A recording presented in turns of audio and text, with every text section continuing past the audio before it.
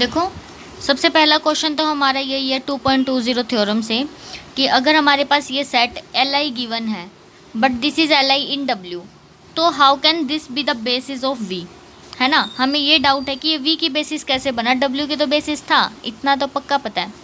हमें एक चीज़ और पता है कि डायमेंशन ऑफ वी एन है, डायमेंशन ऑफ डब्ल्यू भी एन है। तो इसका मतलब वी के अंदर एल आई वैक्टर्स कितने हो सकते हैं, एन हो सकते हैं। तो इससे पीछे वाली करोलरी देखो सभी, जो इस थ्योरम से बिल्कुल जस्ट पहले दी गई है, ये वाली। इस करोलरी में क्या गिवन है हमारे पास कि अगर आपके पास कोई भी वेक्टर स्पेस है of dimension n, then any n linearly independent vectors in v form will also form the basis. मतलब कि अगर आपके पास डायमेंशन n गिवन है और हमेशा आप कोई भी एक li सेट ले लो जिसके अंदर n वेक्टर्स हो काउंटिंग में, तो आपको स्पैनिंग दिखाने की ज़रूरत नहीं है, आप हमेशा ही उसको बेसिस कह सकते हो। यहाँ पर भी ऐसा ही हुआ। अब v के अंदर इतने वेक्टर्स li हैं और डायमेंशन भी n ही है और ये भी काउंटिंग में n ही है, तो ये li तो हो ही गए। तो इस पिछले वाली थ्योरम के अकॉर्डिंग हमने क्या दिखा दिया कि ये हमारे पास क्या होंगे, ऑलवेज बेसिस फॉर्म करेंगे, किसकी, v की। तो इस तरह से ये हमारी बेसिस बन गई है। ठीक है, नेक्स्ट क्वेश्चन करते हैं। देखो this is our second example, और सेकंड एग्जांपल में क्या गिवन है कि आपको एक सेट गिवन है, हमें दिखाने के स्पैन तो कर जाएगा बट बेसिस नहीं होगा, तो दैट मीन्स एल आई नहीं है बट स्पैन कर रहा है। तो स्पैनिंग के लिए हम क्या करेंगे, आपको कोई भी आर्बिट्रेरी एलिमेंट लेना है वी का and you have to show कि आपको स्केलर्स मिल जाएंगे सच दैट कि वो इनके लीनियर कम्बिनेशन में लिखा जाए। तो हमने कोई भी एक आर्बिट्रेरी यू ले लिया है फ्रॉम दिस वेक्टर R3 से, और फिर हमने क्या दिखाया है यहाँ पर कि ये इनके लीनियर कम्बिनेशन में लिखा जाना चाहिए। तो उसके लिए हमें देखो यहाँ पे जो स्केलर्स होते हैं x, y, z और t, ये निकाल के दिखाने हैं, तो वो अपने निकल गए। आप कैलकुलेशन कर सकते हैं, आपको ना देखो यहाँ पे x की वैल्यू मिल गई है, फिर z की भी मिल गई, y की भी मिल गई, सभी की मिल गई, और t की वैल्यू भी मिल गई। तो जब आपको कुछ ना कुछ स्केलर्स मिल जाते हैं ऑलवेज, तो यू कैन से दैट कि ये हमारा स्पैनिंग सेट तो बन ही रहा है, स्पैन तो कर रहा है ये, but we have to show कि ये एल आई नहीं है। तो मैं आपको एक चीज़ बताती हूँ, आप इनसे मत करना जैसे इन्होंने बुक में दिखा रखा है। आपको किन्हीं भी वेक्टर्स को अगर एल आई या एल डी चेक करना है तो आप उनकी मैट्रिक्स बना लो सिंपल सी। जैसे अपने पास वेक्टर्स क्या गिवन है, एक तो 1 0 0, तो मैंने पहले लिख दिया 1 0 0, फिर लिखो 1 1 0, फिर 1 1 1 और फिर 0 1 0, ये आपने एक मैट्रिक्स फॉर्म की। अब ध्यान से देखना, इसके अंदर अगर कोई भी हमारे पास रो एक्लन फॉर्म बनाते हुए अगर 0 नीचे रो बन जाए तो दैट मीन्स ये हमेशा ही एल डी होंगे। ठीक है, तो देखना ध्यान से। अब हम क्या करेंगे, इसके एक्लन फॉर्म बनाने की कोशिश करेंगे, तो 1 के नीचे 0 बनाना है, तो क्यों ना हम ये ऑपरेशन लगा दें, R2 is equal to R2 minus R1 and R3 is equal to R3 minus R1, तो हमारे पास 1 जाएगा। तो बना के देख लेते हैं, 1 0 0 0, फिर 1 आ जाएगा, फिर 0, फिर आएगा 0, फिर 1, फिर 1, और ये 0 1 0 इनमें एज इट इज़। अब आपको क्या करना है, इस 1 के नीचे 0 बनानी है ताकि आपकी रो एक्लन फॉर्म कन्वर्ट हो जाए। फिर अब आप नए ऑपरेशंस क्या लगाओगे, R3 is equal to R3 minus R2 and R4 is equal to R4 minus R2, ये ऑपरेशंस लगा दीजिए। तो क्या बनेगा अपने पास, ये बन जाएगी 1 0 0 0 1 0 0 0 1 एंड 0 0 0, ये बन गई। तो जैसे ये बनी, इसका मतलब जो ये हमारे पास एक रो आई है दैट इज़ 0 रो, ये क्या कर रही है, इन तीनों पे डिपेंड कर रही है। क्योंकि हमने एक थ्योरम की थी, अगर आपको कोई भी 0 वेक्टर मिल जाता है तो वो सेट हमेशा ही अपना एल डी होता है। तो आप यहाँ से ना सीधा ही कह सकते हो जो अपनी फर्स्ट, सेकंड और थर्ड रो हैं ये तो हमारी एल आई है, और जो ये वाली है ये क्या है, डिपेंडेंट है इन तीनों के ऊपर। क्योंकि हमने एक थ्योरम भी की थी, आपको रो कॉलम वाली ध्यान भी हो तो, या फिर पता नहीं वो क्वेश्चन ही था शायद, वेट अ मिनट मैं दिखाई देती हूँ आपको, ये वाला देखो 11th क्वेश्चन है मेरी बुक में। हमने ये देखा था कि अगर एक्लन फॉर्म आप बनाओगे ना, उसकी जितनी भी नॉन ज़ीरो रोज़ होंगी वो हमेशा ही इंडिपेंडेंट होती हैं।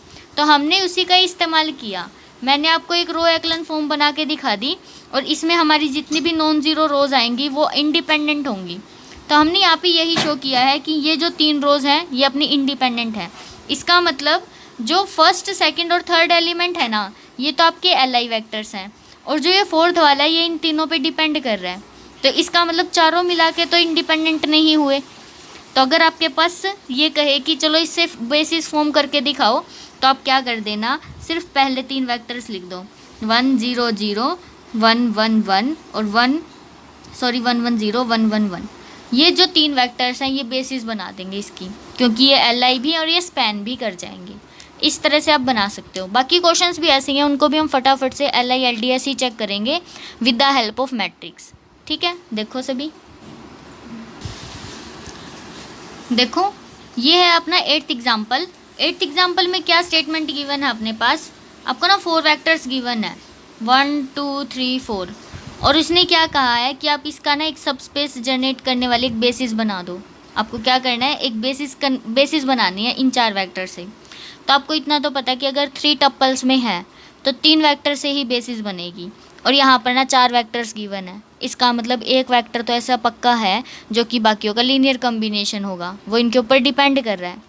हमारा काम अब यही है कि हम ऐसा वेक्टर ढूंढ के लाएं इन चारों में से कि एक वेक्टर बाकी 3 का लीनियर कम्बिनेशन हो जाए। तो हमारा यही काम है कि हम ये देखें कि कौन सा ऐसा वेक्टर है जो बाकी 3 पे डिपेंड कर रहा है। ठीक है, अब वो LI और LD ही चेक करना है आपको। कैसे चेक करोगे, मैट्रिक्स की हेल्प से चेक कर लो। देखो ये हमारे पास मैट्रिक्स थी, दिस वन इज़ मैट्रिक्स, और जैसे ही हमने इसको रो एक्लन फॉर्म में कन्वर्ट किया, हमारे पास है ना ये वाली बन गई, इस तरह से बन रही है, आप बुक में भी देख सकते हो। ये हमारे पास मैट्रिक्स बन गई है, और जैसे ही हमें पता चला देखने से कि ये 3 तो हमारे LI हो जाएंगे, और जैसा मैंने आपको अभी बताया जो ये 0 रो आएगी ये क्या करेगी, इनके ऊपर डिपेंड कर जाएगी। तो इसका मतलब जो ये लास्ट वाला वेक्टर है ना अपना, ये वाला, ये क्या कर रहा है, इन तीनों पे डिपेंड कर रहा है। इसलिए आप क्या कर सकते हो, अगर आपको बेसिस बनानी ही है तो आप पहले 3 वेक्टर लो, क्योंकि ये तो हमारे कैसे थे, नॉन ज़ीरो रो में आ रहे हैं। तो नॉन ज़ीरो रो के लिए हमने वो इक्वेशन किया ही था कि हमेशा कोई भी एक्लन फॉर्म में नॉन ज़ीरो रो होंगी, दिस विल फॉर्म बेसिस, ये हमेशा LI होंगे। तो ये हमारे पास, हमने ये वाला वेक्टर रिमूव कर दिया क्योंकि ये इन तीनों पर डिपेंड कर रहा है, इसलिए इन वेक्टर्स को हम क्या कह सकते हैं, दीज आर LI, और जैसे ये LI हो गए तो ये बेसिस फॉर्म करेंगे।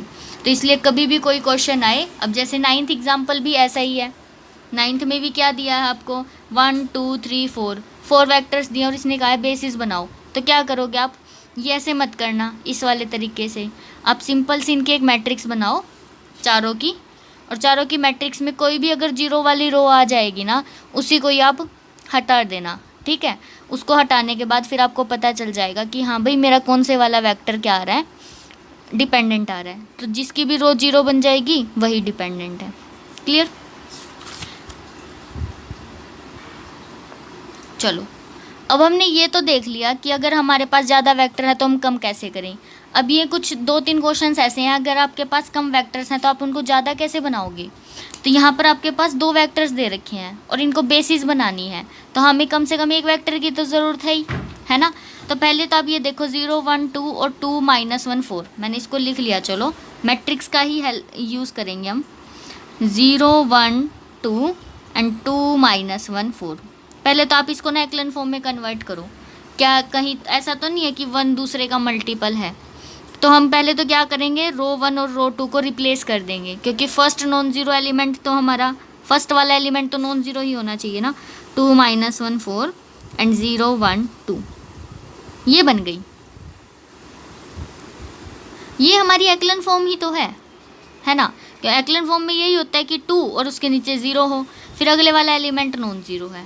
लेकिन हमें अब क्या चाहिए, एक ऐसा वेक्टर चाहिए कि नीचे ना तो 0 बने और ये एक्लन फॉर्म बन जाए। अब इसको एक्लन फॉर्म आप कैसे बनाओगे, इसको एक्लन फॉर्म बनाने के लिए इस तरह का चाहिए ना आपको, क्योंकि इस 1 के नीचे भी 0 आना चाहिए। यहाँ पर आप कोई भी नॉन ज़ीरो नंबर लिख सकते हो, 1 कोई कंपलसरी नहीं है। आपने 4 लिखा तो भी ठीक है, 8 लिख दिया तो भी ठीक है, 10 लिख देना तो भी ठीक है, कुछ भी चलेगा, बट यहाँ पे नॉन ज़ीरो लिख देना। क्योंकि अगर आपने यहाँ पर भी 0 लिख दिया तो मैंने अभी बताया आपको कि जो भी आपकी 0 रो होती है वो दूसरों पर डिपेंड करती है, इसलिए आप 0 नहीं लिख सकते, नॉन ज़ीरो एलिमेंट लिखना पड़ेगा। तो मैंने यहाँ पे जैसे 0 0 1 लिख दिया, अब ये तीनों वेक्टर्स आपस में कैसे हो गई, LI भी हो गए और काउंटिंग में भी 3 है, तो इसका मतलब ये बेसिस बन जाएगा। तो 2 -1 4 0 1 2 एंड 0 0 1 या 0 0 कुछ भी लिख देना, नॉन जीरो एलिमेंट हेयर, तो this will form the basis of that vector space. इसी तरह से 11th क्वेश्चन है, इसमें भी आप ऐसे ही चेक करो। पहले तो आपको 3 वेक्टर्स गिवन है बट 4 टपल्स में है, तो मैंने इनको मैट्रिक्स के फॉर्म में लिख दिया। जैसे आप मैट्रिक्स की फॉर्म में लिखो और एक्लन फॉर्म में कन्वर्ट करके देखा ना, इसके अंदर देखो ऐसा नहीं है कि ये तीनों ही LI हैं, पहले इनको ही चेक करो। ये क्या है, जो थर्ड वाला वेक्टर है ना, ये इन दोनों पर ही डिपेंड कर रहा है। कैसे पता चला, जैसे ही हमने एक्लन फॉर्म बनाई, अब ध्यान से देखो थर्ड रो तो 0 आ गई, तो इसका मतलब थर्ड एलिमेंट है वो फर्स्ट और सेकंड पे डिपेंड कर रहा है। तो हमारे पास LI वेक्टर्स तो सिर्फ फर्स्ट और सेकंड ही आए, ये और ये फर्स्ट एंड सेकंड, ये वाला भी डिपेंड कर रहा है इनके। तो हमारे पास टोटल LI वेक्टर्स कितने आए हैं, फर्स्ट एंड सेकंड। तो मैंने फर्स्ट लिखा, देखो ये फर्स्ट है 3 8 -3 एंड -5, एंड सेकेंड वेक्टर लिख रही हूँ मैं 1 -2 5 -3। अब मुझे क्या करना है, इनके कॉरस्पॉन्डिंग मुझको ना LI वेक्टर्स बनाने हैं ताकि ये काउंटिंग में टोटल 4 हो जाए। अभी तो ये 2 ही है ना, जैसे ही हमने इनको एक्लन फॉर्म में कन्वर्ट किया, ये हमारे किस तरह से बन गए, इस तरह से बन गए। एक्लन फॉर्म और लिख लेते हैं, 1 -2 5 -3 एंड 0 7 -9 2, ये हमारी एक्लन फॉर्म आ रही है और इसके नीचे 0 है। तो अगर आपको इसको 4x4 की मैट्रिक्स बनाना तो आप किस टाइप से बनाओगे, 0 0 1 1 0 0 0 1, या फिर आप यहाँ पे 0 भी लिख दो, कुछ भी लिख सकते हो, बट मेक श्योर कि वो किस टाइप से दिखे, आपको एक्लन फॉर्म से दिखनी चाहिए। यहाँ पर नॉन जीरो एलिमेंट आए, उसके नीचे 0 आना चाहिए, और फिर यहाँ पर नॉन जीरो एलिमेंट। अगर यहाँ पे आपने 4 यहाँ पर 9 ये भी लिख दिया तो भी ठीक है, बस नॉन जीरो एलिमेंट आना चाहिए और उसके नीचे 0। तो ये जो आपने 4 वेक्टर्स लिखे हैं ना, अब ये LI हो गए, तो आपने फर्स्ट लिख दिया, सेकंड लिख दिया, थर्ड एंड फोर्थ, इनकी हेल्प से आपने क्या कर दी, बेसिस बना दी। इस तरह से आप क्वेश्चंस को ट्राई कर सकते हैं। फिर भी एक बार ट्राई करके देख लेना, किसी में डाउट हो तो मुझे बता देना फिर।